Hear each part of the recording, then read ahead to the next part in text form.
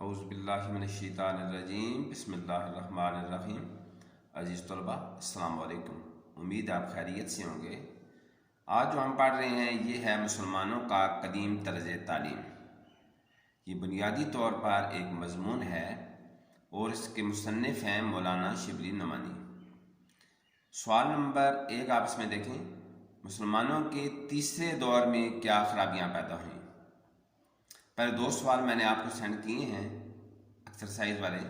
اس کے بعد جو سوال ہے وہ یہ ہے کہ مسلمانوں کے تیسرے دور میں کیا خرابیاں پیدا ہوئیں؟ تیسرے دور میں درج ذیل خامیاں پیدا ہوئیں۔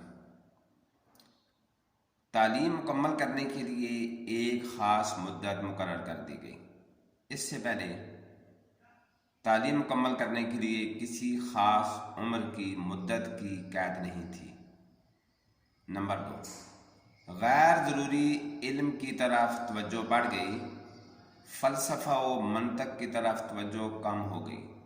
ایسے علوم پڑھائے جانے لگے جن کا ہماری عملی زندگی سے کوئی تعلق نہ ہو۔ فنی تعلیم کی بجائے کتابی علم کی بنیاد رکھی گئی۔ بہت زیادہ تعداد میں کتابیں شائع ہونا شروع ہو گئیں۔ اصلی مسائل کی بجائے کتاب کی عبارت کی طرف زیادہ توجہ دی جانے لگی۔ اور آخری ہے کہ املا یعنی لیکچر دینے کا طریقہ آہستہ آہستہ ختم ہونے لگا۔ یہ جو تیسرا دور ہے وہ ہے اس میں یہ خامیاں پیدا ہو گئیں۔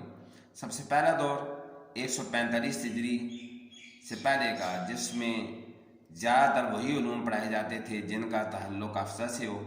اس کے بعد دوسرا دور اور اس کے بعد تیسرا دور۔ آپ کے پیپر میں ان میں سے کوئی سوال بھی آ سکتا ہے شارٹ آنسر کوشچن میں۔ پہلے دور، دوسرے دور کے تیسرے دور کے حوالے سے میں نے آپ کو تفصیل سے تمام کام نوٹس کی صورت میں بھیجا ہے۔ آپ نے یہ اپنی نیٹ کاپی پر نوٹ کرنا ہے۔ اس سے اگلا سوال دیکھیں، مسلمانوں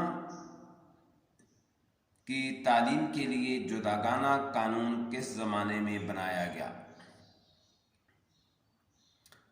مسلمانوں کی تعلیم کے لیے جداگانہ قانون دور عثمانیہ میں بنایا گیا، یعنی سلطنت عثمانیہ۔